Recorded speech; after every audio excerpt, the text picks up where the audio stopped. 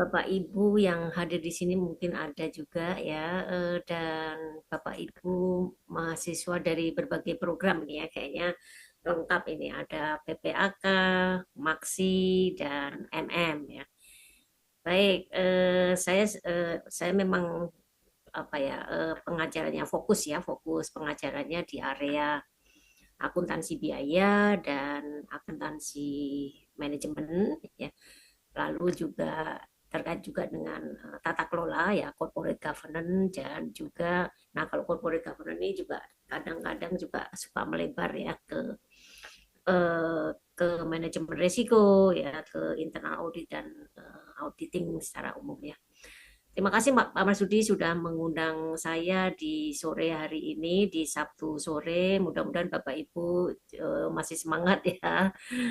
Eh, ya menjelang libur Natal dan Tahun Baru, mudah-mudahan ini menjadi kuliah penutup ya, kira-kira begitu ya, sebelum Bapak Ibu liburan Natal dan Tahun Baru. Izin saya mungkin kita tidak terlalu teknis ya Bapak Ibu. Jadi untuk sesi ini saya tidak akan mengajarkan secara teknis bagaimana menghitung biaya produksi gitu ya, bagaimana menerapkan BSC. Nah, karena apa ya? Karena saya yakin Bapak Ibu sebenarnya sudah mendapatkan nggak ya di kuliah di Atma teknis-teknis secara detail ya, bagaimana menghitung biaya produksi, bagaimana menerapkan misalnya balance scorecard, lalu target costing dan sebagainya. Jadi ini seperti semacam overview besarnya gitu ya. Jadi apa yang sudah Bapak Ibu pelajari selama ini ada semacam payungnya gitu ya. Nah, ini topiknya mengenai strategic management accounting ya. Nah, apa itu? Sebentar saya share dulu ya.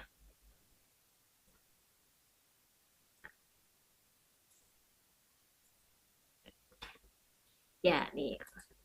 Ya, baik Bapak Ibu. Nih saya, nah ini di era AI ini ya, saya harus juga declare ya setelah terang kita tidak bisa menghindari ya Pak Marsudi, ini di zaman seperti ini, silahkan Bapak Ibu juga boleh dibantu gitu loh ya dengan ChatGPT, tapi dibantu saja ya Bapak Ibu, tidak boleh langsung copy paste gitu ya dari apa yang dikasih. Nah ini sifatnya assisted aja ya Bapak Ibu. Saya dibantu outline-nya, membuat online materi ini seperti apa. Nah, nanti lalu saya kembangkan sendiri ya, saya cari telusuri lagi root-nya.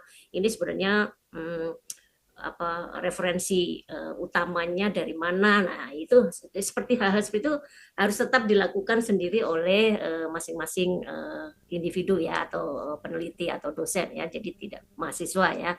Jadi tidak boleh langsung apa yang dikatakan ChatGPT kita langsung percaya saja. Jadi harus tetap diverifikasi dan divalidasi gitu ya. Nah, ada mungkin sekitar 5 utama yang akan saya sampaikan di sore ini, terutama ya pertama tentu apa itu SMA ya, introduction, lalu seberapa besar Noise sih cancellation skop off. skop dari SMA ini ya, strategic management accounting ini, lalu bagaimana mengimplementasikannya di dua praktek ya Bapak Ibu sekalian, pasti juga sebagai praktisi ya di perusahaan masing-masing. Lalu bagaimana apa saja ya Noise tantangan yang cancellation low. Bapak Ibu atau perusahaan yang akan hadapi ketika akan mengimplementasikan SMA ini. Terakhir tentunya kesimpulan dan mungkin ada beberapa saran sedikit ya. Nah, ini secara umum definisi strategic management ini sebenarnya ada dua frase ya. Eh, jadi ada yang mengatakan strategic plus management accounting. Tapi ada juga yang mengatakan strategic management plus accounting. Nah, itu eh, ada dua ya mainstream ya. Ada yang mengatakan S plus MA atau SM plus A ya. Tapi apapun itu, ini istilah ini pertama kali dikemukakan oleh Siemens ya di Inggris tahun 81, sudah cukup lama ya Bapak Ibu ya.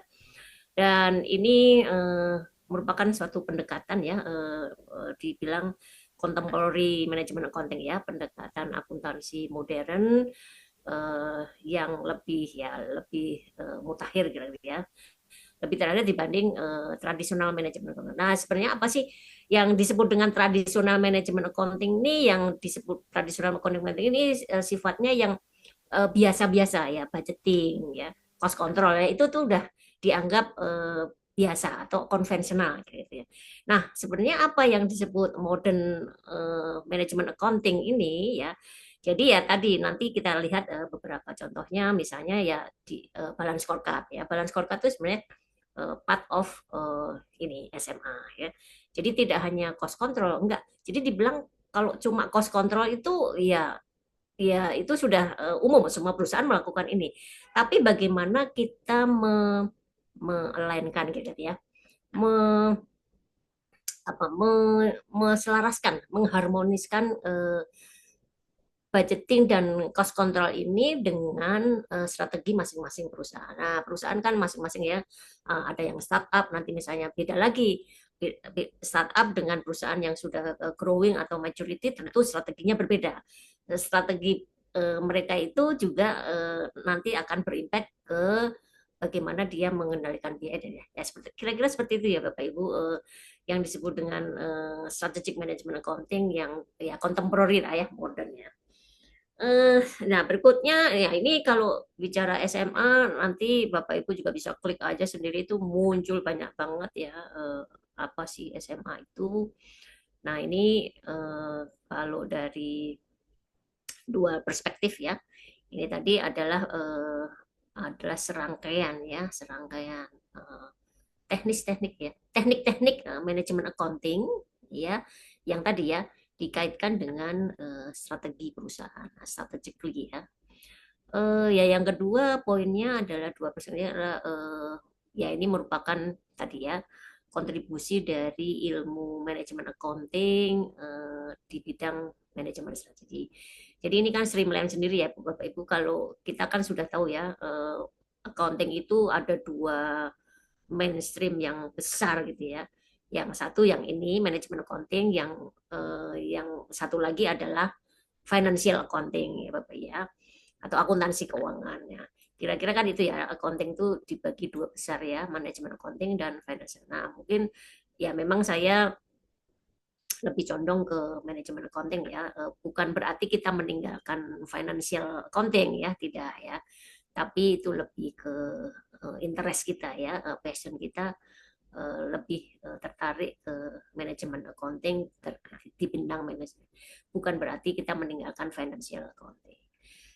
Nah, ketertarikan ini ya, manajemen accounting ini sangat luas ya. Ilmu yang tadi ini nanti kita lihat singgonya nih. Ini yang ketiga ini SMA ini tadi ya, transdisiplin tadi ya. Saya terima kasih, ini ada mahasiswa dari MM Rumah Sakit ya. Ya, memang SMA ini adalah multidisiplin ya. Jadi kita tidak menganggap ilmu akuntansi itu berdiri sendiri, tidak. Ya, dia tetap ya berkolaborasi cross function ya, cross section gitu ya dengan ilmu-ilmu yang lain.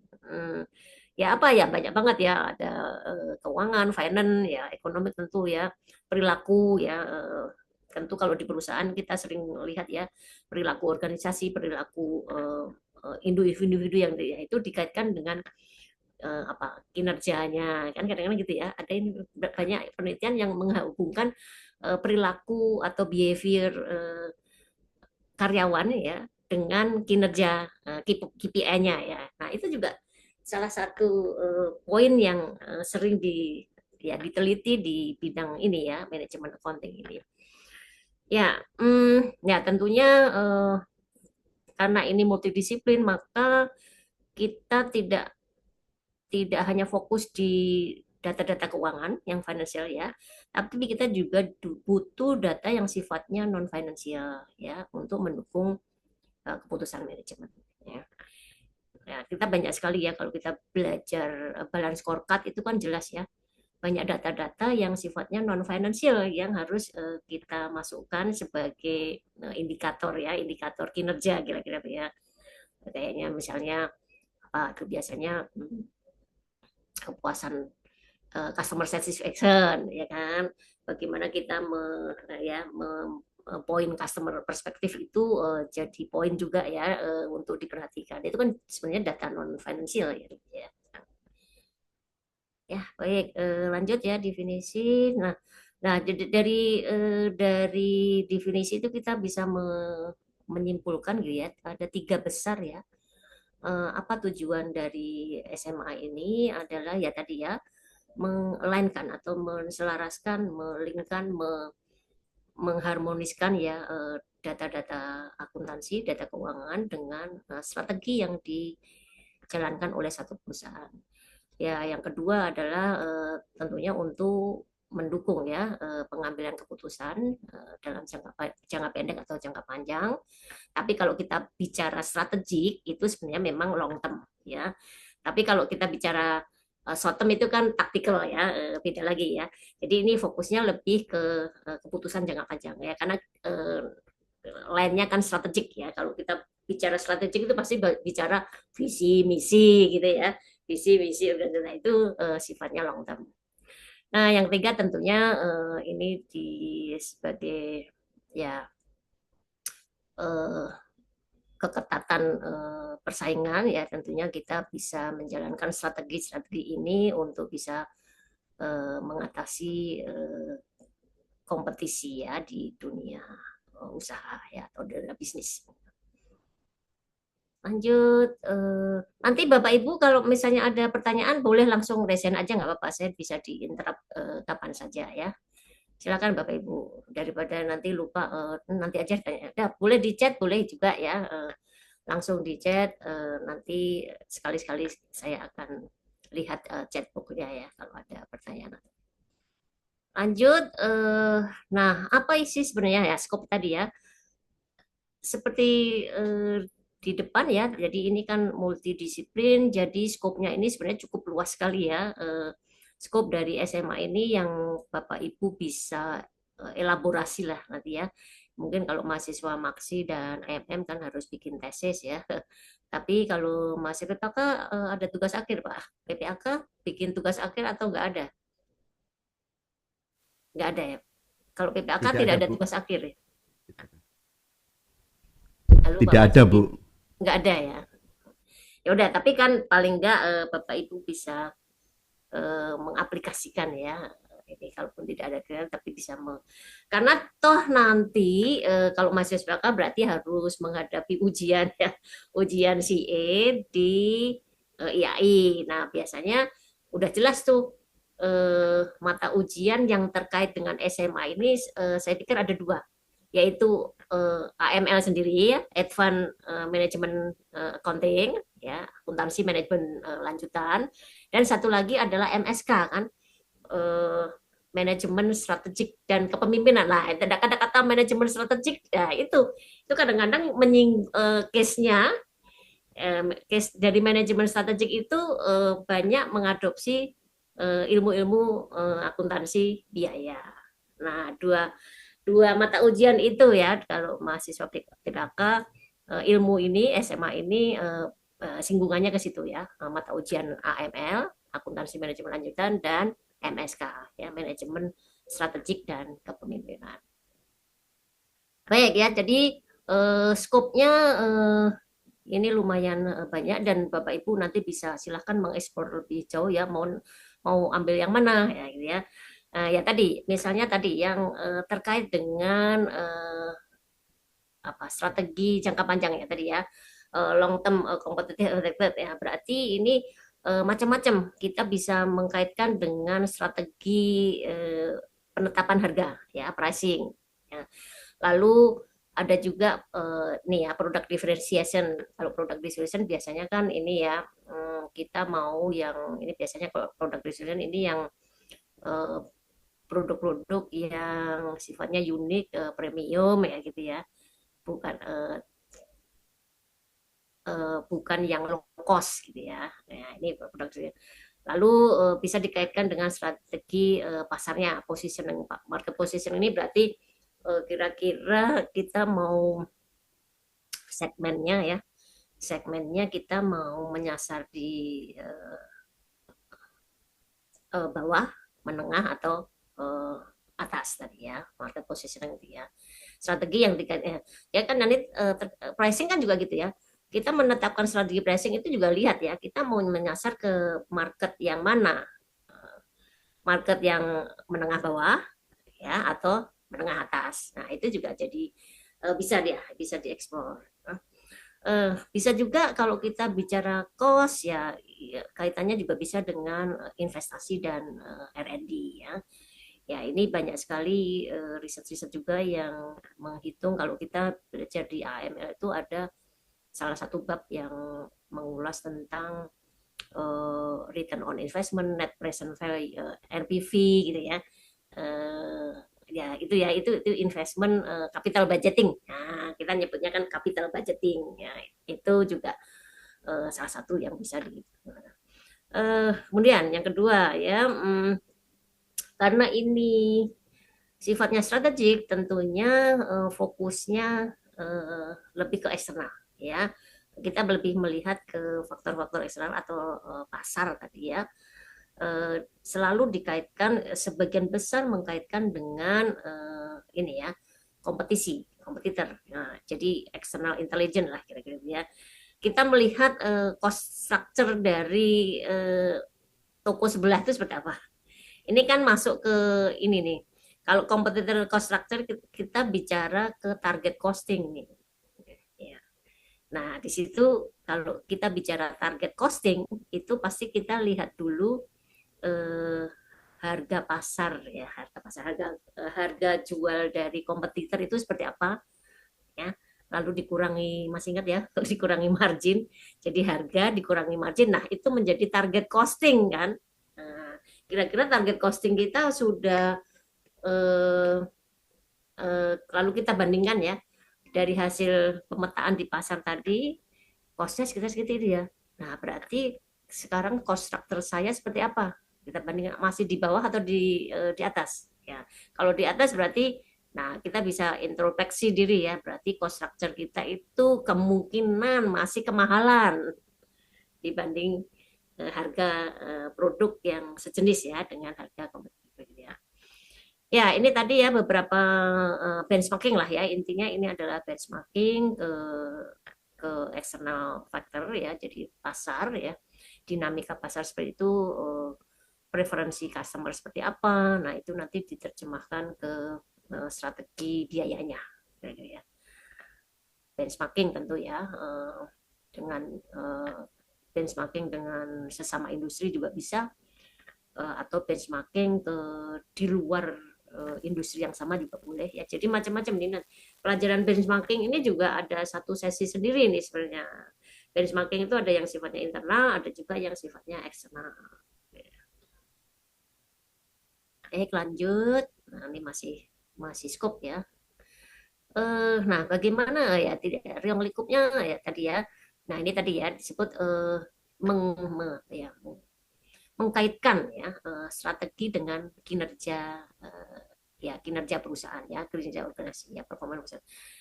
Contohnya apa ya tadi ya, kita bisa menggunakan, kalau kita mengukur kinerja itu kita bisa menggunakan berbagai model ya, bisa balance scorecard, bisa kita menggunakan CPA ya, Customer Profitability Analysis, Value Chain Analysis, Strategic Cost Management (SCM). Nah, strategi cost management ini kalau ya jadi ini ya, jadi tadi ya, istilah SMA ini di pernah di apa ya, dikritik gitu ya, dikritik oleh peneliti-peneliti dari Amerika, Kaplan dan lain-lain itu ya, nggak cocok itu, istilah SMA itu nggak cocok. Terus dia bilang yang cocok apa ya, katanya strategi cost management ya. Jadi eh, frasa strategi cost management ini sering dipakai bergantian ya. Ada yang menyebut strategi cost management, tapi ada juga yang menyebut SMA. Nah tadi kalau ya, kalau SMA itu rootnya tadi scholar-scholar atau peneliti-peneliti dari UK ya, Eropa ya. Tapi kalau SCM ya, istilah SCM ini sering ya paling banyak dipakai di Amerika. Mereka lebih sering lebih senang memakai kata-kata strategic cost management ketimbang SMA ya. Tapi pada intinya overlap ya, sama ya sebenarnya. Terakhir adalah, nah tadi ya, terakhir adalah SMA ini bisa sebagai tool ya, sebagai pendekatan untuk tadi ya mendukung keputusan jangka panjang ya. Keputusan jangka panjang itu salah satu adalah keputusan investasi tadi ya, capital budgeting, capital teknologi adaptasi ya, AI dan sebagainya ya, robotik ini, kemudian strategi mau masuk atau keluar. Nah, ini juga bisa ini ya, kalau sekarang nih banyak di pasar modal itu banyak yang eh, masuk tapi keluar juga gitu ya. Masuk masuk pasar modal itu nggak lama terus dia exit strategi, ini kan namanya exit strategi ya, eh, keluar. Atau ada juga yang ya memang karena exit ini biasanya karena dia dijual ya. Ini kan exit strategi itu begitu udah dapet nama gitu ya, udah dapet klien yang banyak ya, dia melakukan exit strategi. Exit strategi sebenarnya ini dijual ya, atau di merger ya, atau di akuisisi kayak gitu ya. Nah ini kan juga ada ininya, hitungannya ya. Nah ya ini ada ya ini uh, in outsourcing or in house ya, in or outsourcing or insourcing juga ya, out atau in ya, outsourcing atau insourcing. Ini juga keputusan yang sering diambil di area manajemen accounting ya. Baik, sampai di sini ada pertanyaan Bapak Ibu sebelum kita lanjut ke poin 3. Nggak ada ya Bapak Ibu ya? Atau sekarang lagi jalan-jalan Bapak Ibu ya? Lagi ini ya, bersama keluarga ya, ke mall gitu ya. Ya udah nggak apa-apa, silahkan Bapak Ibu kalau lagi bersama keluarga ya, jalan-jalan di mall, lagi makan silahkan nggak apa-apa. Tapi yang penting mendengarkan ini ya, tetap tune in ya, dengan materi ini. Baik, saya lanjutkan ya. Tadi sampai ke bagaimana kita mengimplementasikan. Ya, poin ketiga adalah bagaimana kita proses ya, tahapan untuk mengimplementasi SMA ini.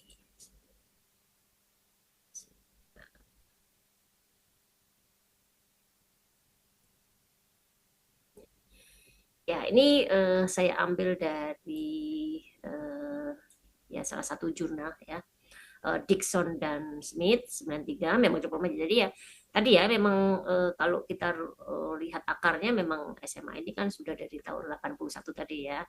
Nah ini Dixon and Smith 93, tapi nanti saya akan tunjukkan bahwa nanti di bagian akhir ya, SMA ini sampai sekarang masih berkembang, maksudnya masih relevan. Ya walaupun ini ya lama, tapi aplikasinya bisa relevan sampai saat ini. Baik, nah ini yang ya jadi ya poinnya adalah value creation ya Bapak Ibu. Sebenarnya strategi SMA ini kan itu tadi ya, untuk pengambilan keputusan strategik ya. Pengambilan keputusan strategik ini kan outcome-nya mestinya bisa memberikan nilai tambah ya. Nilai tambah buat siapa ya? Tentunya buat organisasi ya. Bentuknya seperti apa ya? Kalau kita runut lagi ya pasti kita bicara mengenai efisiensi ya kan, efisiensi atau ya kalau efisiensi dilihat dari costnya ya, atau effectiveness bisa juga.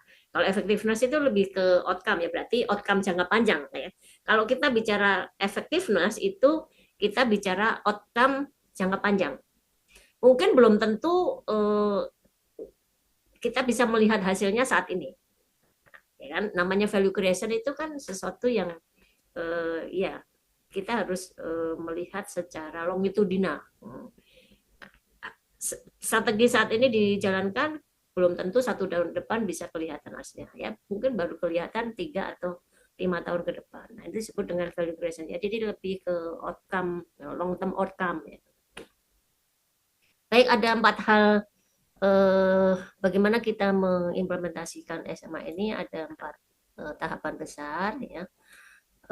Tentunya ya tadi ya, diagnosis. Diagnosis ini berarti mengidentifikasi ya, identification, lalu melakukan cost analysis, ketiga adalah market analysis, dan terakhir tentunya MONEV ya, monitoring and evaluation. Ini sih sebenarnya uh, logika umum aja ya Bapak Bu ya. Apapun yang kita lakukan tentunya ada perencanaan ya. Sebenarnya diagnosis ini sebenarnya plan ya.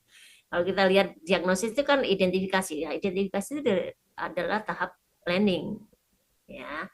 Dari planning lalu nanti dianalisis, dieksekusi, lalu terakhir tentunya ada proses MONEV ya, monitoring and evaluation. Kita lihat strategic diagnosis ini tadi ya, ini ya. Apa yang bisa kita lakukan di tahap ini, planning ini ya, tujuannya adalah tadi ya, identifikasi. Identifikasi apa ya tadi? Karena kita singgungannya adalah kompetitor ya, pasar, tentunya kita biasanya melakukan SWOT analisis ya. Hal-hal yang bisa dilakukan di sini adalah melakukan SWOT analisis. Nah, ini macam-macam ya. Ada SWOT analisis, ada yang pakai Porter ya, pendekatannya Porter, ada Pestel. Pestel ini politik ya, politik, ekonomi, sosial, teknologi gitu ya. Ini analisis ya. Ya, memang begini, SMA itu memang banyak menyinggung ke pelajaran manajemen. Jadi yang MM tadi memang ya sangat relevan ya ini ya. Jadi banyak menyinggung tentang singgungan ke ilmu manajemen ya. Lalu ya competitive analysis, benchmarking apa seperti ya. Jadi tahap ini adalah tahap mengidentifikasi posisi kita ada di mana. Ya, ini banyak banget mau identifikasi itu bisa mengidentifikasi risikonya, peluangnya, posisi kita ada di mana, ya, kompetitif pressure-nya di mana, kita lagi di pasar yang eh, monopoli atau pasar bebas. Nah, itu juga termasuk ini ya, analisis ini ya, apa diagnosis ya.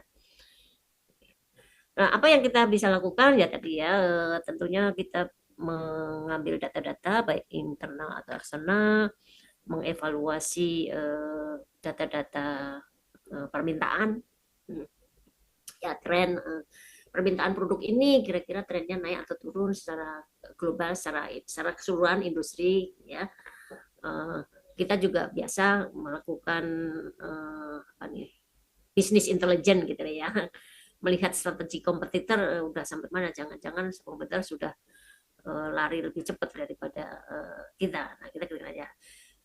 Nah, tidak kalah menariknya ya, karena kita zamannya teknologi ya, tentu kita bisa mempertimbangkan faktor teknologi ini, apakah kita sudah apa ya, ini kan banyak sekali ya riset yang mengaitkan dengan teknologi ya, AI dan sebagainya, robotik dan sebagainya, itu juga merupakan enabler ya, faktor yang bisa ya, tergantung Bapak Ibu, kita memandang teknologi ini sebagai kawan atau lawan gitu aja. Seorang yang ya bisa aja ini dianggap wah saya ketinggalan ya, itu bisa jadi ini tadi ya, risk. Tapi ada juga yang mengenang oh ya, teknologi itu jadi kesempatan, ya kan? Kesempatan bagi perusahaan untuk mengelaborasi, memanfaatkan teknologi untuk cost efisiensi dan seterusnya. Ya, ini mungkin tidak akan saya jelaskan satu-satu. Ini di pelajaran balance scorecard ya, sudah ada nih ya, membentuk apa, tentukan objektifnya apa, lalu KPI-nya, Key Performance Indicator-nya apa, lalu KPI itu bisa dicapai dengan cara apa, ya inisiatif itu gitu ya. KPI itu cara mencapai KPI dengan apa ya, ini maksudnya inisiatif ya. Nah, inisiatif atau program ya, atau program-program yang dijalankan apa. Nah, program-program itu tentunya butuh resources kira-kira gitu ya.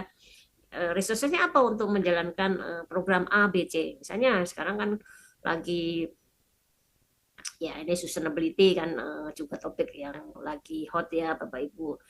Kita menjalankan inisiatif program sustainability. Nah, di bidang apa? Misalnya sosial. Nah, kira-kira resourcesnya apa untuk mendukung program yang di perspektif sosial, gitu ya. Oke, ini tahap satu ya tadi ya. Terus kita lanjut ke tahap dua. Eh, oh ya, tahap dua tadi ya ini sama ya Bapak Ibu, tool-toolnya yang bisa digunakan ya ini makanya tadi sorry ya tahap dua adalah melakukan cost analysis. Nah, cost analysis ini apa toolnya? Nah, ini kan kayaknya semua udah dipelajari oleh Bapak Ibu ya. Ada value chain analysis, activity based costing, traditional costing, tadi ya target costing, life cycle costing, quality costing dan seterusnya. Nah, ini di tahap cost analysis. Ya. Tentunya, nah ini tergantung ya Bapak Ibu. Maksudnya gini, tidak harus semuanya dipakai ya. Ya tentunya di konteks ya, kontekstual. Artinya kontekstual ya tergantung organisasi atau perusahaan Bapak Ibu. Eh, Misalnya kita pakai strategi ini ya, life cycle costing ya. Kita berarti harus melihat kalau life cycle itu kan dari startup ya, dari mulai introduction sampai growth, maturity, terus decline gitu kan ya. Kalau kita bicara life cycle model itu kan ya. Nah, masing-masing tahapan tahapan perusahaan atau organisasi itu akan beda-beda. Jadi nanti ada beberapa penelitian juga, oh kalau ketika startup katakan ya, sekarang kan modelnya banyak startup ya. Startup itu pasti yang paling besar adalah biaya R&D-nya, betul kan? Ya, namanya kita baru startup membangun startup ya, apalagi kalau startup di bidang teknologi, itu pasti R&D-nya yang biayanya itu yang melonjak itu pasti biaya R&D inovasi. Nah, beda lagi nanti di tahap growth. Ya, nanti itu spesifik lagi ya. Kira-kira di tahap growth itu biaya apa yang mungkin udah R&D tetap ada, mungkin udah kecenderungannya bisa turun gitu ya. Nah, ini juga bisa menjadi apa ya? Ya mungkin ide tesis atau apa ya, ide penelitian ya. Eh, Melihat life cycle costing di satu perusahaan startup atau di perusahaan yang sedang growth ya bertumbuh atau mungkin life cycle di perusahaan yang sudah mature ya udah established udah agak lagi ya. Ya, lanjut ya. Ketiga ya tahap tiga ini tadi ya setelah cost ya ini cost ya. Lalu kita ke market analysis ya. Market analysis tadi ya dikaitkan dengan tetap dikaitkan dengan ilmu akuntansi manajemen dan akuntansi biaya. Jadi kita lihat dulu posisi pasar kita positioning kita itu apa ya. Apakah cost leadership atau product differentiation tadi ya. Kita menjual produknya itu main menangnya karena cost. Nah, kalau kita bicara sekarang ini mobil mobil listrik ya. Ini kan lagi berkembang nih banyak ya dari produk-produk dari China ya, made in China banyak banget. Nah, dia kan menangnya di cost leadership. Biayanya semakin turun. Makin lama-lama ya itu kan natural aja ya. Karena ekonomi oksilnya udah kecape, maka eh, ya pasti mobil listrik itu nanti bakalan eh, harganya semakin turun ya, tidak semahal yang 5 tahun yang lalu gitu ya. Nah itu menang kompetisinya mau di cost leadership atau memang kita mempertahankan eh, premiumitas ya product differentiation tadi ya. Product differentiation itu apa? Berarti masih yang mahal tuh masih Tesla ya. Mobil Tesla itu ya udah nggak bisa turun ya udah segitu. Ya itu sudah segmennya memang sudah level atas ya. Kita memang positioningnya seperti itu. Tesla nggak mau main di level uh, menengah bawah. Gitu ya. Nah ini kan juga strategi ini kan tentu diterjemahkan, nanti akan diterjemahkan ke bahan bakunya. Ya kalau kita masuk ke akuntansi manajemennya kan, ya nyari bahan bakunya dong, ya yang premium juga gitu kan, masalah cost kan ini. Gitu. Market development ya, innovation dan sebagainya. Oke, baik. Ini kira-kira segitu. Terakhir, nah ini termasuk eksekusi ya Bapak Ibu. Nanti setelah ada cost analysis dan market analysis tentunya ya nanti diimplementasikan strategi apa yang cocok ya, cocok untuk masing-masing perusahaan. Nah, setelah implementasi tentu terakhir adalah melakukan monef. Ya, ini sih secara konsep semua semua apa yang kita lakukan, kita implementasikan harus ada proses monitoring dan evaluasi. Ya, apakah strategi yang kita jalankan itu berjalan sesuai rencana, ya gitu ya, atau perlu ya itu siklus saja ya, atau perlu perbaikan lagi, revisi revisi lagi ya dan seterusnya. Ini proses apa? Nah ini tool apa yang bisa kita gunakan ya, tool SMA apa yang kita bisa gunakan adalah bisa memakai rolling budgeting, rolling forecast, varian analisis ya, customer profitability report ya, segmen segmen report ya, segmental reported, ada juga selain customer, kebalikannya customer bisa juga supplier misalnya, supplier report ya, pokoknya ini laporan-laporan segmen ya Bapak Ibu ya. Nah kalau sekarang mungkin sudah dibantu dengan teknologi, itu ada dashboard dan data analitik ya. Nah itu kan untuk monitor ya, apapun bisa kita monitor di dashboard ini, biayanya, dan itu real time ya. Bapak Ibu tidak perlu nunggu. Nah, kalau dulu kan kita bikin laporan menunggu dulu 1 bulan baru keluar laporan ya.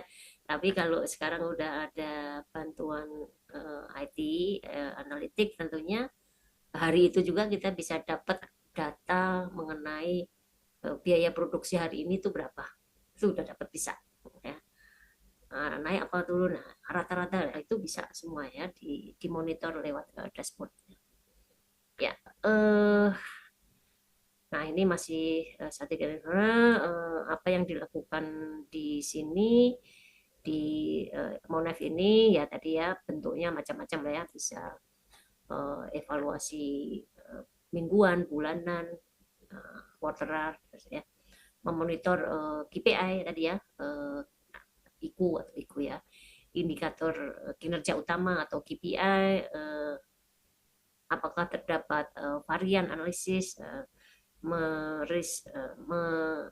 menilai ulang risiko dan seterusnya. Nah, apa yang bisa dilakukan? Ya tentunya ini Monef ini kan sesuatu yang harus dikomunikasikan ya, antar departemen. Ya biasanya kalau di perusahaan kan ada rapat apa tuh? Namanya town hall misalnya. Town hall meeting. Nah, town hall meeting itu berarti semua divisi ada yang mewakili datang. Nah, itu antar departemen keuangan, marketing, gimana marketing ada ini enggak di pasar kondisi akhirnya. Nah, ini sangat perlu ya komunikasi antar departemen ini. Dan cascade itu apa ya? Apa Pak terjemahnya cascade? Cascade itu menurunkan ya, tadi dari visi misi, biasanya kantor pusat ya, kantor pusat itu kan kebijakan policy ya, visi misi dari kantor pusat, terus kebijakan anggaran, tapi KPI tentu biasanya nanti dari kantor pusat diturunkan ke masing-masing anak usaha langsung ke masing-masing divisi, bisa sampai ke individu. Nah itu namanya cascading. Jadi menurunkan IKU yang secara global tadi ya, dari kantor pusat ke divisi, dari divisi ke tim sampai ke individu. Jadi masing-masing individu bisa dimonitor tuh KPI-nya. Ini kalau dosen BKD. Kalau kami bodoh dosen monitoringnya pakai BKD. Apa itu Pak? Eh, Beban kerja dosen. Ya itulah monitor. Ya, secara ya ini summary-nya kira-kira ya Bu ya. Apa yang bisa kita dapat dari scope SMA tadi ya, empat empat poin tadi ya, dari mulai planning, lalu analisis, implementing, sampai dengan evaluasi, purpose-nya apa tool-tool yang bisa dipakai untuk masing-masing base, dan tentunya terakhir ini adalah output yang kita bisa dapatkan dari masing-masing tahap tadi. Ya, baik. Ini berapa menit lagi Pak Marsaki? Ya udah 10 menit lagi ya. Terakhir ini tadi ya ini nah apa ya tantangan kalau dari perusahaan ya, ini tantangan dari perusahaan ya, ketika kita mau menerapkan ini ya, tentunya tadi ya kita butuh data yang sifatnya, justru kebanyakan datanya yang kita minta itu data yang sifatnya non financial. Kalau data keuangan ya pasti ada lah ya, namanya perusahaan pasti punya data. Nah justru yang jadi challenge itu, misalnya kita mau menerapkan balance scorecard, itu tadi kan berarti kita perlu data apa nih? Misalnya learning and growth. Learning and growth ini kita, kalau learning and growth kan eh, lebih ke karyawan ya. Nah, berarti kan harus dihitung ya jumlah karyawan pasti ada. Mestinya jumlah kompetensi apa, training pasti ada. Jam training harusnya ada tuh di SDM. Terus di bagian internal bisnis, proses bisnis, kita perlu data jam jam mesin, jam kerja, siapa yang eh, apa per unit. Nah, misalnya packaging, ya, kita packaging perlu berapa, total mesinnya berapa per mesin, punya kapasitas berapa, terus karyawannya berapa, masing-masing karyawan bisa menghasilkan per menit berapa piece packaging misalnya. Nah, data-data itu kan perlu ya, dikumpulkan. Nah, itu jadi tantangan sendiri sih Bapak Ibu ya. Itu juga nih ya, high cost ya, high cost of data collection ya. Nah, yang kedua tadi ya, kita juga perlu data-data eksternal ya, data-data, tapi mestinya kalau data-data eksternal ini harusnya sih sekarang zaman zaman data analitik harusnya sih bisa ya. Data-data pasar, data-data industri, data-data pemerintahan mestinya ini bisa, zaman sekarang mestinya mesti lebih rich ya, lebih kaya ya. Ya, tapi tetap harus eh, ada orang ya, ada orang, ada resources yang mengerjakan itu. Dan terakhir nanti ya, jangan lupa kita perlu kolaborasi, komunikasi, kerjasama antar divisi dan fungsi di satu organisasi. Ya, ini slide terakhir ya ini ya. Ini tadi ya Bapak Ibu. Jadi riset-riset ini saya ambil yang paling baru banget di 2005, 2006 ya. Ini paling fresh nih ya. Jadi banyak sekali riset yang ya bersinggungan yang tadi ya temanya SMA ini ya. Ini beberapa contoh aja ya Bapak Ibu, nanti kalau mau nyari itu banyak banget ya, tinggal klik aja. Tahun 2025 tadi aja lumayan tuh, ada ratusan kali ya. 2005 aja ratusan ya. Nah, ini contohnya, ini ada, ini saya ambil dari berbagai negara ya Bapak Ibu, ada Indonesia juga tuh. Mana? Tadi ada Indonesia ya, nih Marlina ini ya, eh, fresh ini 2006 mengenai ini kalau nggak salah BUMDes, ini Village Own Enterprise, ini maksudnya BUMDes nih, Badan Usaha Milik Desa ini ya. Ya, sekarang kan lagi ya koperasinya ini juga bisa jadi insight ya Bapak Ibu. Ini yang ini di mana ya nggak tahu nih. Hmm, Balance scorecard dan ABC.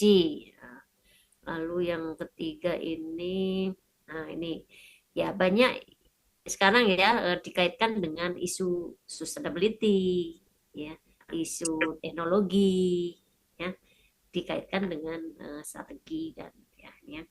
Ini juga ini ya ini Monazan ini. Saya lupa ini dari negara mana nih. Peran sustainable reporting in strategic management.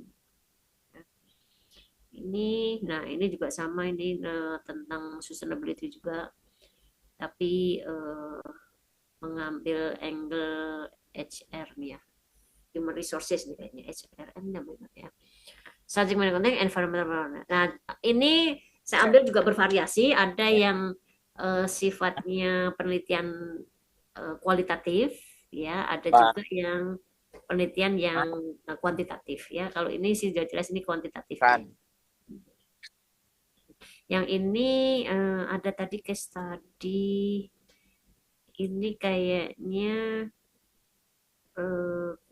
kual ini ada ini surveinya ya. Ini ini juga kualitatif nih. Ini wawancara atau survei. Nah, kalau yang Indonesia ini kayaknya ini lebih ke survei juga ya, survei lalu diolah dengan SEM ya, structural equation modeling. Ya, itu kira-kira Bapak Ibu sedikit yang bisa saya bagikan ya. Jadi ini terakhir adalah apa yang bisa kita ambil dari SMA ini. Tentunya tadi ya SMA itu mengintegrasikan ilmu akuntansi ya, terutama manajemen accounting dengan strategi perusahaan jangka panjang ya, memanfaatkan data-data eksternal ya, kompetisi bisnis dan lainnya. Kemudian yang kita dapat dari tahapan tadi ya, kita harus memastikan apa yang kita rencanakan itu adalah doable ya, measurable, actionable dan ya dapat diimplementasikan ya. Dan terakhir adalah ini adalah tool atau alat ya untuk bagi perusahaan untuk bisa mendesain ya posisinya di pasar supaya tetap menjaga profitnya ya, dan selalu bisa mengikuti perubahan-perubahan lingkungan ya, lingkungan bisnis gitu ya. Baik, ini beberapa referensi yang saya pakai. Demikian, terima kasih Pak Marsudi dan Bapak Ibu. Kita bisa tanya jawab nih diskusi ya. Ya baik, terima kasih Ibu Nureni atas penjelasannya begitu ya. Menarik sekali memang karena topik ini pun ketika dilempar di forum grup dosen itu juga pada komentar tuh orang-orang manajemen gitu ya. Orang akuntansi manajemen di disiplin ilmu akuntansi juga banyak yang ngomong macam lah. Menarik sekali. Mungkin ada pertanyaan dari Bapak Ibu yang hadir di sini terlebih dahulu mungkin. Jadi mungkin Monggo ada Bapak Ibu. pertanyaan. Silakan Bapak Ibu. Mungkin mumpung masih ada Ini Bu mungkin ada, Nurani. sebentar, ini saya ambil, bukan pertanyaan sih, ada pertanyaan nih Pak. Pak Alma, mohon konfirmasinya, kami yang peminatan MMRS pilih kategori umum kah? Itu untuk option login Bu. Bukan Iya, pertanyaan itu untuk presensi kehadiran. Itu iya, ada Dokter Angel. Silakan Dokter Angel untuk iya, open mic. Silakan. Pak Bu Dokter ini. Monggo. Baik, selamat sore Pak Alma dan Bu Nureni. Terima kasih sebelumnya untuk materi kuliah yang sangat baik sekali ya Bu. Mungkin saya izin sedikit bertanya untuk diskusi. Ada dua pertanyaan sebetulnya Bu yang mau saya tanyakan gitu ya. Untuk dalam tahap strategi formulation sendiri Bu, itu sebetulnya bagaimana sih supaya perusahaan itu bisa menentukan bahwa strategi yang kita pilih ini itu benar-benar merupakan winning strategi gitu ya. Karena kan sebagai yang pelaku bisnis kita pasti pengennya strategi ini bisa langsung optimal gitu untuk kita menjalankan bisnis tersebut. Kemudian pertanyaan saya yang kedua, nah itu kan nanti akan berkaitan dengan fase monefnya ya, monitoring and evaluation-nya. Sekiranya itu indikator apa sih yang paling krusial untuk menentukan apakah strategi yang kita pilih itu misalnya nih belum menghasilkan sesuai yang kita harapkan, itu tuh memang sudah saatnya kita ubah atau mungkin perlu kita sesuaikan aja gitu. Mungkin begitu ya dari saya, Bu. Terima Baik, kasih sebelumnya. ya. Baik, Mbak Angel. Aduh, ini dokter tertarik dengan bisnis. Ya, ya, Mbak Angel udah tahap mau tesis atau masih kuliah? Boleh tanya? Izin Bu, saya masih semester 1. Oh, masih masih. Ya, ya. Iya. Berarti masih ya masih belajar bisnisnya ya, manajemennya ya. Iya, Ya, baru baik, belajar baik. pastel kemarin. Pastel ya, kemarin udah Iya, belajar pastel.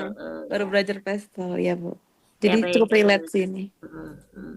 Ya, jadi gini ya, sebentar. Ya, saya cek ulang tadi. Jadi tadi pertanyaan adalah ketika memformulasikan strategi ya, Bapak Ibu ya.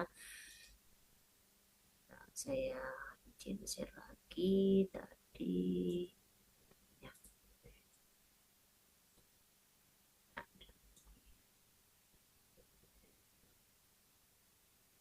ya ini ya. Ya, ini ya tadi sebenarnya kalau di pelajaran manajemen accounting ya tadi ada dua kalau di bisnis ya. Nah, ini ya. Sebenarnya ada dua besar ya. Ya ada strategi yang lainnya betul ya. Tapi ini ya mungkin poin yang gampang ya untuk formulasi bisnis tadi ya. Kita ingin ini tadi ya mau cost leadership atau product differential ya. Jadi ini maksudnya cost leadership itu tadi kita menang di harga, harganya kompetitif, terjangkau. Ya kita tidak bisa bilang murah juga, nggak bisa ya. Ya tapi artinya barang yang kita produksi itu memang menyasar lebih ke menengah bawah, gitu ya. Atau memang kita mau bermain di ini product differentiation, ya product differentiation itu berarti ya produk kita lebih premium, pasarnya kita lebih. Contoh paling gampang kan kita bisa melihat kalau pesawat ya, Bapak Ibu kan sering naik pesawat ya. Contoh dari cost leadership ini ya perusahaan-perusahaan yang low cost itu, low cost airline, ya kan? Dia memang bersaingnya di harga. Nah, harga tiketnya kan lebih murah dari misalnya Garuda atau Singapore Airlines ya. Itu kan apa tuh Citylink, apa Lion ya, itu memang menang di cost. Nah, beda lagi kalau Garuda sama Singapura, Qatar itu memang dia posisinya dia memang product differentiation gitu ya. Nah ini dulu yang ditentukan. Kita mau bermain di area yang mana? Apakah ngambil yang cost leadership atau produk? Nah ini kan tentunya akan ya tadi nanti kalau diturunkan ke strategi bisnis ya itu akan mengefek ya. Misalnya tadi kalau ini ya, ini contoh menarik sekali nih yang dari Air Asia. Yang Air Asia ini kan cost leadership juga ya, low cost airline. Jadi ada case bisnis case ya. Ini mengangkat tentang ini cerita benar, ini bukan saya yang ini. Ini benar-benar pengalaman nyata dari airline Air Asia. Supaya bisa cost leadership, dia kan namanya cost leadership itu ya sedapat mungkin biayanya serendah mungkin. Biaya produksinya, kira-kira gitu ya. Biaya produksi, biaya lain-lain. Gimana caranya? Nah, kalau pesawat itu ya, itu yang boros kan sebenarnya bahan bakar. Betul kan? Itu harus pakai memang data analitik tuh. konsumsi apa biaya komponen biaya yang paling besar di bisnis airline kan tentu bahan bakar. Jelas. Nah, Arthur. Berarti itu kan harus dikurangi kalau mau cost leadership. Gimana caranya? Nah, itu ya ini bantuan AI ya. Bantuan AI jadi dilihat tuh kalau RIC ya atau Lion atau apa ya itu kan biasanya biasanya kebanyakan kan penerbangnya ini ya short distance ya cuma 1 jam 2 jam gitu ya Bapak Ibu ya. Jarang yang perjalanan jauh 6 jam itu nggak ada ya. Nah jadi dilihat itu sampai dia melihat perilaku orang tadi behavior orang penumpang di pesawat yang cuma 1-2 jam itu kira-kira ke toiletnya berapa kali gitu. Kenapa toilet? Lah, toilet itu kan mengandung air. Betul kan Bapak ya? Semakin berat itu pesawat, bahan bakarnya makin tinggi konsumsi bakarnya. Berarti ini harus dikurangi apa? Pokoknya kita harus membawa yang dibawa ke pesawat itu harus seringan mungkin. Salah satunya komponennya itu tadi, air di toilet. Ya kalau begitu nggak usah banyak-banyak, orang itu penerbangan cuma 1 jam, paling orang juga, nggak semua orang juga ke toilet kan, paling 1 kali. Nah itu sampai di situ dia pakai AI sih memang sensor ya, sensor untuk mendapatkan itu tadi rata-rata orang, kebiasaan orang ke toilet itu berapa kali untuk penerbangan 1-2 jam. Nah, terus dihitung. Kalau gitu berarti bisa dihitung dong butuh berapa liter air untuk sekedar penerbangan saja. Ya udah, jadi akhirnya dia dengan data itu akhirnya ya nanti dihitung penggunaan apa air yang itu dikurangi. Strategi itu strategi yang ya kok gitu sih? Ya, ternyata hanya strategi yang cemen dikira cemen gitu mengurangi air di toilet pesawat itu bisa mengurangi 30% cost fuelnya ya. Kira-kira itu terjemahan dari cost leadership itu ya. Praktek nyatanya seperti itu. Nah, ini nanti tentu aja silahkan Bapak Ibu disesuaikan dengan konteks perusahaan masing-masing ya. Kira-kira memang ini perlu data. Tadi saya bilang ketika kita mau sudah memilih cost leadership, ya saya mau efisiensi kan cost. Ya apa? Nah itu tadi challenge-nya memang di situ. Kita perlu data yang rich, yang kaya. Datanya tidak hanya keuangan tadi, non keuangan kan. Kan perilaku orang ke toilet itu bukan data keuangan kan sebenarnya ya. Itu kan data ini aja ya, non keuangan, tapi itu justru bermanfaat untuk bisa tadi ya. Ya, contoh itu salah satu contoh yang positif. Nah, kalau product differentiation, nah kalau produk memang ini agak bukan loss ya. Artinya kita lebih fleksibel karena ini memang menyasar ke pasar kelas atas ya. Kita memang mau ya kayak iPhone, Samsung itu kan memang sudah ya produknya bagus ini bahan gitu ya. Saingannya apa? Oppo. Oppo apa gitu ya. Itu cost leadership ya. Samsung, iPhone itu memang harganya ya memang mahal. Tapi orang mungkin puas karena memang ya itu tadi fiturnya bagus itu. Ini produk differential berarti kalau mau ke produk differential ini yang harus dijaga apa? Kualitas produk kan lebihnya.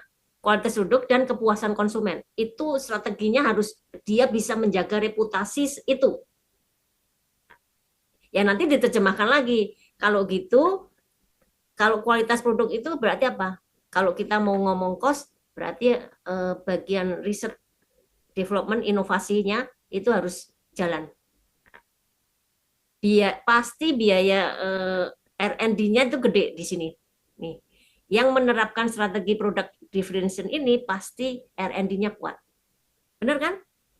iPhone tiap kali produknya baru-baru terus itu kan riset. Hasil dari riset. Samsung juga sama ya.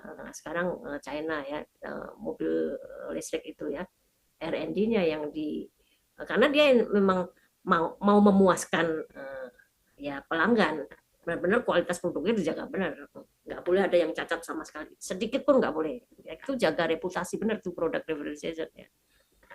Nah, kira-kira gitu ya Mbak Angel ya. Ini secara umum aja ya, mau memilih strategi formulasinya seperti apa nanti baru ditentukan. Nah, yang pertanyaan kedua tadi adalah Monef. Nah, Monef tadi kan contohnya kalau kita Monef itu ya tadi Bapak Ibu kalau kita sambung tadi contoh sederhana yang saya sambung tadi ke Airline ya, Air Asia tadi ya. Begitu strategi itu dijalankan tadi ya, mengurangi air ya, air yang dibawa ya, konsumsinya tetap ya air yang dibawa ya di monitoring, maksudnya dicatat ya, apakah dengan begitu dia benar-betul mengurangi bahan bakar. Ya itu kan ada datanya ya. Jadi setiap penerbangan dia butuh berapa liter bahan bakar itu kan, ya itu harus dicatat ya. Itu namanya kan monitoring secara berkelanjutan ya tadi ya. Ya ini ya continuous rolling forecast ini ya, rolling budgeting, rolling. Kalau rolling itu ya terus menerus Bapak Ibu. Nah, atau pakai ini Monefnya pakai ini paling gampang nih, varian. Varian itu kan kita membandingkan antara rencana budget awal dengan realisasi. Nah, realisasinya kan bisa positif, bisa negatif. Gitu ya. Positif itu maksudnya positif itu berarti favorable ya. Kalau negatif berarti unfavorable ya. Unfavorable itu berarti ya nggak bagus buat ya, mungkin kemahalan dan sebagainya, kurang tepat. Tapi kalau favorable itu biasanya ya impact-nya positif ke profit ya. Nah, dari sini kan bisa kelihatan nih, dari varian analisis ini nanti bisa kelihatan mana yang tentunya kita akan lihat fokus di unfavorable yang signifikan ya. Yang unfavorable yang signifikan. Nah, itu nanti bisa dilihat lagi, ditelusur lagi root cause-nya kenapa ini. Kok bisa gap-nya gede. Misalnya, bisa gampang nih. Tadinya kita mengasumsikan biaya material. Misalnya. Biaya bahan baku itu 100. Nah, realisasinya 120. Berarti kan variannya 20 ya. Nah, 20 ini sebabnya apa? Itu dianalisis lagi Bapak Ibu ya. Ini namanya kan monitoring. Sebabnya apa? Kok bisa 20 lebih 20 ini apa? Ya itu root cause-nya harus cari. Apakah memang itu memang faktor eksternal yang nggak bisa kita hindari. Eksternal itu ya. Misalnya memang bahan baku kita itu semua import. Nah, sekarang kan kurs naik terus ya kan. Ya pasti akan ada defisit ya, rugi kurs kira-kira gitu. Lah, berarti ada langkah mitigasi apa? Kalau kita sudah tahu ada resiko kurs, rugi kurs, ya pakai hedging dong strateginya, ya kan? Harus pakai hedging dong, supaya mengurangi tadi volatilitas kurs ya. Karena kita tahu bahan baku kita memang semua sebagian besar impor. Gitu. Kira-kira seperti itu. Bu Angel. Baik Bu, terima kasih banyak. Sama-sama. Ya, silakan Bapak Ibu yang ada pertanyaan mungkin yang lain atau diskusi atau bisa juga sharing mungkin. Silakan. Ada yang sudah tesis sedang menyusun proposal. Bu Nuraini, ini ada saya menarik sekali diskusi tadi ya terkait dengan ini ya SME tadi ya, Strategic Management Accounting. Apalagi ini topiknya kan bicara tentang value creation ya. Nah ini beberapa topik gitu ya, khususnya di MMRS itu bicara tentang lean hospital, jadi lean strategic lah ya, strategic penghematan ya dilakukan di bisnis tertentu ya, khususnya jasa dan lain sebagainya. Nah ini memang sesuatu yang berbeda atau barang yang berbeda atau sesuatu yang lebih advance ya dibandingkan dengan kalau kita bicara tentang strategic management accounting yang fokusnya dari tadi bicara tentang cost reduction, cost efficiency, cost control begitu. Ini apakah sesuatu yang berbeda atau ini sesuatu yang lebih baik atau bagaimana ini Oke, Bu Lin ya. Nureni ya terkait dengan Baik. penghematan tadi yang saya sebutkan. Kalau di rumah sakit kan bentuk-bentuk penghematan kan nggak selalu bicara tentang biaya. Asik. Ya, baik. Bagus sekali pertanyaannya, Pak. Jadi ini spesifik ke rumah sakit ya, ya. Lin ya. Jadi Bapak Ibu Lin tuh LEAN. Lin apa tuh? Kurus, kurus. Apa? Ramping, ramping.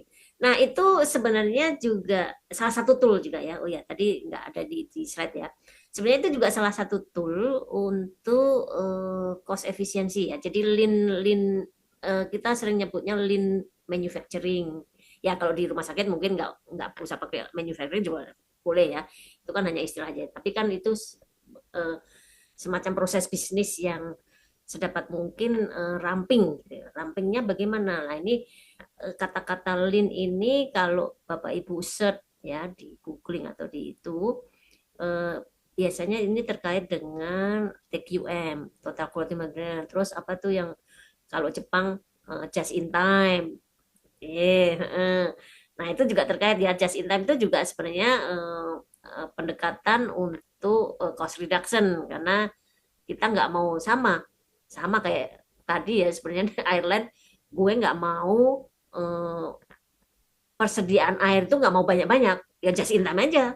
Nah kan sebenarnya itu kan sama ya kalau di industri manufacture berarti just in time-nya ya karena inventory-nya uh, tangible gitu ya kelihatan ya berarti misalnya ya nggak boleh nyimpen barang di gudang banyak-banyak gitu itu kan just in time ya kalau perlu zero tapi ya nggak mungkin ya kalau secara teori itu eh, harus mendekati nol inventory itu karena apa karena itu costly nyimpen barang itu costly udah tempatnya ya, bayar orang buat jagain satpam terus ya macam-macam ya listrik pasti ya yang namanya gudang kan harus ada listrik terus bagaimana kalau barangnya fragile cepat rusak kadaluarsa itu kan harus ada suhu tertentu gitu gitu itu just in time apa mengurangi inventory itu juga salah satu strategi ya untuk memenangkan persaingan-persaingan dalam arti nanti value creation kan toh ujungnya yang disebut dengan value creation itu sebenarnya kan nilai tambah ya nilai tambah buat siapa nilai tambah buat shareholder nilai tambah buat customer ya nilai tambah buat supplier juga ya semua stakeholder itu mendapat nilai tambah dari strategi bisnis yang perusahaan jalankan ya. Caranya bagaimana ya caranya macam-macam tadi ya sudah banyak contohnya tadi ya terutama memang kalau zaman sekarang memang mau tidak mau sih kita memang kebanyakan ya sebagian besar memang harus cost efisiensi. Ini kalau pabrik ada yang bekerja di industri manufacture Bapak Ibu di sini boleh sharing itu. Ini kalau apa industri manufacturing itu mobil apa minuman sekarang tuh banyak banget minuman ya makanan minuman itu juga cost efisiensi pasti sekarang bayangin aja Bapak Ibu apa nih? Mau contoh apa nih? Makanan apa? Biskuit deh. Hmm. Biskuit, biskuit itu anggaplah satu pack gitu ya, satu bungkus ya. Kira-kira cost per unitnya berapa sih? Ya katakanlah 5.000 gitu ya. Cost per unit, unit cost dari satu bungkus biskuit itu 5.000. Kalau Bapak sekarang lihat berapa juta pack dia hasilkan. Kalau Bapak Ibu bisa menurunkan cost per unit 2 rupiah saja per unit, oh, berapa tuh? Berapa miliar tuh? Tinggal 2 rupiah kali volume penjualnya berapa juta. Nah, tuh, udah kelihatan tuh. Ini juga ya karena saya juga punya pengalaman tadi ya sebelum saya di jurusan saya kan juga bekerja di industri makanan minuman ya Bapak Ibu. Jadi setiap tahun tuh di industri makanan minuman itu semacam ada semacam ada kompetisi. Kompetisi mengenai TQM, Total Quality Control. Jadi masing-masing divisi mempresentasikan ya 1 tahun sekali deh ya, apa yang sudah dilakukan di divisi itu, inovasi apa yang dihasilkan yang bisa tadi lean, yang bisa lean. Jadi macam-macam tuh. Oh, ada yang gini karena di industri itu makanan itu butuh minyak goreng misalnya. Jadi ada inovasi tuh. Oh, karena kan minyak goreng itu juga rentan ya, karena kan harus berapa kali dibuang gitu ya. Kalau sudah 3 kali dipakai, itu kan kalau industri makanan benar-benar ketat ya. Itu nggak boleh dipakai lagi gitu kan. Itu karena kan mengandung risiko ini ya. Ya semacam itu. Jadi bagaimana mengurangi konsumsi minyak goreng? Udah ada. Bagaimana membuat packaging yang ramah lingkungan? Itu sudah banyak tuh dilakukan. Nggak boleh. Itu semacam itu Pak Marsudi ya. Jadi Lean itu juga mungkin salah satu tool ya, hanya salah satu tool yang bisa Bapak Ibu pakai ya sebagai strategi tadi ya, sebagian dari SMA. Rumah sakit itu juga pakai EBC loh, setahu saya. Banyak rumah sakit di Indonesia. Kebetulan saya juga sering berhubungan dengan di UI ada fakultas namanya Fakultas Kesehatan Masyarakat. Ya, mereka banyak berhubungan dengan rumah sakit. Jadi banyak rumah sakit, terutama rumah sakit yang pemerintah ya, yang itu menerapkan EBC, Activity Based Costing. Sama sih Pak tadi ya, dia menerapkan lean lean lean proses bisnisnya ya, lean apa kalau di balance scorecard itu berarti masuk ke internal proses ya. Internal proses kan ya, perspektif internal bisnis proses. Nah, itu diperbaiki. Jadi sampai dilihat tuh layout rumah sakit itu juga pengaruh ya. Jadi supaya orang nggak mondar-mandir hono ini itu kan juga moving itu kan juga costly loh Bapak Ibu. Jangan disangka moving itu nggak ada, itu ada ilmunya. Jadi layout rumah sakit, layout pabrik itu dibikin sedemikian rupa sehingga tidak menimbulkan banyak moving. Moving itu masuk gini, pindahin barang dari sono ke sini gitu loh. Itu juga itu kan namanya non value added activities kan ya. Nah, kan udah belajar ya Bapak Ibu ya. Ada yang disebut dengan non value added activities. Aktivitas yang tidak menambah nilai tambah, tidak memberikan nambah. Cuma mundar-mandir ono ini terus apalagi contohnya non value added itu waste. Apa tuh? Reject apa? Defect. Barang defect itu kan juga non value added. Nah, berarti kan quality controlnya nggak jalan tuh, banyak defect. Baik, ada lagi Bapak Ibu? Ya Bu, terima kasih, menarik sekali Man. Bapak Ibu mungkin ada yang bertanya ini? Ayo sharing aja Bapak Ibu yang silakan ada yang sharing mungkin langsung di industri itu bisa membayangin di praktek kantor akuntan, ada yang di kantor akuntan di jasa itu juga bisa diterapkan ini kan, karena itu kalau di jasa konsultan. Bu, kalau di jasa ya Bu ya, di rumah sakit, di perguruan tinggi, kita kan bergelut di situ ya kalau di perguruan tinggi. Itu sebetulnya fokusnya duluan di biayanya atau di perampingan operasional tadi yang semacam lean itu Bu ya. Nah, yang bisa memberikan kan, kontribusi. Perampingan proses bisnis tadi ya. Internal proses bisnis yang lean tadi ya, yang ramping itu kan sebenarnya salah satu cara ya.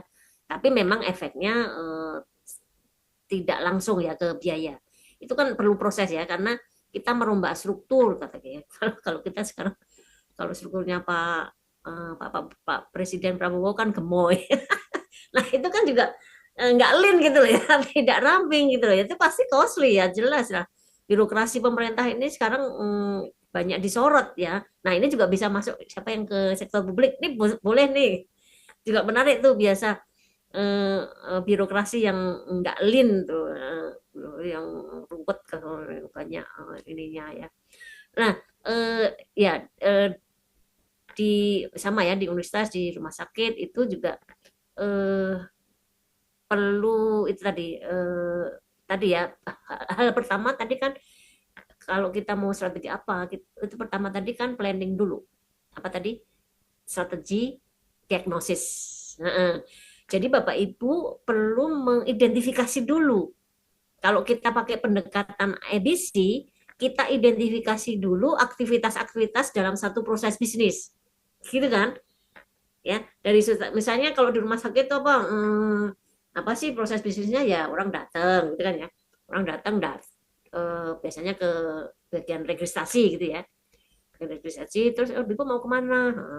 Oh ke dokter ini oh ya udah terus ya udah terus baru itu ya duk bapak di klinik sana nunggu lagi. Nah nunggu itu juga sebenarnya non aktivitas nunggu aduh ini nah kebetulan saya sih juga belum pernah ke puskesmas sih kadang-kadang pelayanan sektor publik kan juga agak itu ya nggak lin itu tadi nunggu lama aduh gitu kan itu yang bikin customer ya tidak memberikan nilai tambah buat customer gitu loh. Nah, bagaimana eh, manajemen rumah sakit tadi dibikin itu ya, jadi smooth gitu ya. Jadi begitu orang datang, mungkin sudah juga sekarang banyak ya aplikasi rumah sakit ya, itu kan juga membantu ya. Jadi kita sudah bikin appointment dulu. Nah, kita udah tahu tuh kita mau ke klinik apa, anak atau itu kita udah ngeklik dulu, oh hari apa. Nah, jadi tinggal datang itu sudah udah ketahuan, oh ibu ini ya. Gitu, itu kan lin ya. Udah, oh iya dong, udah langsung. Nah, karena udah kita sudah janjian dulu, dokternya udah ada. Jam berapa itu kita udah nggak meleset, kita nggak nunggu-nunggu lagi. Nah, sama di universitas ini juga banyak proses bisnis yang ya karena universitas itu kebanyakan kan aktivitasnya di akademik ya Bapak Ibu ya. Nah, betul kan ya maksudnya paling kos-kos yang paling banyak itu di bagian akademik. Kalau penelitian ya penelitian. Kalau penelitian itu kan biasanya ke individu dosen masing-masing ya itu nggak terlalu apa ya nggak terlalu menguras resourcesnya universitas ya karena kan biasanya dana penelitian itu juga dari hibah dari itu ya jadi itu kan mandiri ya jadi memang kalau universitas atau perguruan tinggi ya kos yang paling banyak ada di kegiatan akademik ya gini nih akademik ini ya kuliah gitu ya memberikan kuliah terus sidang tesis mendaftar ya kalau proses bisnisnya kan orang masuk dulu ya dari universitas masuk daftar ujian ya ujian masuk terus ini orientasi ya kuliah nah, terus bikin tugas akhir itu kegiatan akademis. Nah itu bisa Bapak di ya itu tadi ya internal bisnis prosesnya dilihat lagi eh, bagian mana yang kira-kira apa ya burden apakah di bagian ininya bagian perkuliahannya ini kan gitu ya kalau kuliah itu kan berarti komitmen dosen ya dosen harus dosen harus tepat waktu ya Pak ya nggak boleh kan jangan sampai anak mahasiswa nungguin dosen gitu ya aduh dosennya kagak datang-datang nih udah setengah jam tinggal aja deh gitu. Nah, ini juga jadi komitmen bersama kan ya itu kan kualitas ya kualitas satu proses bisnis di bidang akademik pembelajaran ya. Ya artinya banyak stakeholder ya yang terlibat di sini. Nanti itu tadi ya proses pertamanya adalah strategic diagnosis tadi ya. Dilihat aktivitas mana yang kira-kira ya tadi ya ada burden ya. Apa jangan-jangan masalahnya ya tadi apakah masalahnya ada di dosen atau di bagian kita ya internal karyawannya akademik. Biasanya kalau akademik itu kan harus merespon. Ya benar Pak ya. Masa tanya udah respon, maksudnya tanya udah respon gitu ya. Itu apakah mau desentralisasi ya atau bagaimana pelayanan mahasiswa itu ya, pelayanan akademik.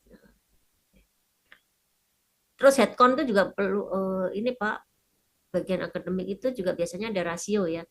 Rasio dosen sama mahasiswa itu kan juga indikator ya, kalau di perguruan tinggi indikator kita. Rasio dosen mahasiswa, rasio tenaga pendidiknya. Tendik dengan mahasiswa berapa komposisinya, itu sebenarnya udah ada indikator jaminan mutunya kira-kira gitu. Jadi kalau yang bagus berapa Pak? Rasio dosen mahasiswa 1:50 gitu, Ya, Mas Budi ya. 30 biasanya, Bu. Iya. Baik, ada lagi Bapak Ibu? Ya, Bapak Ibu ada lagi mungkin sharing atau mungkin atau Bapak Ibu pertanyaan nih kok jadi atau malu-malu ya? Kayak kita mungkin kita mah sudah santai aja mendekati Bapak Ibu. libur, Ini Bu. ini Ini apalagi ini bukan weekend kuliah ini. yang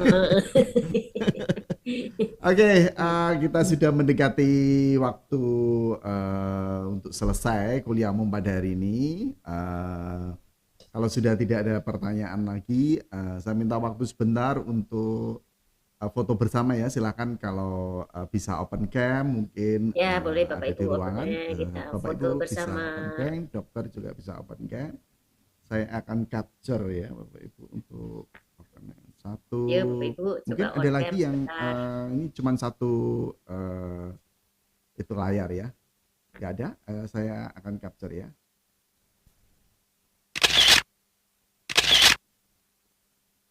Baik, terima kasih Bapak Ibu atas kesempatannya. Terima kasih khususnya juga oleh Bu Nureni sebagai pembicara.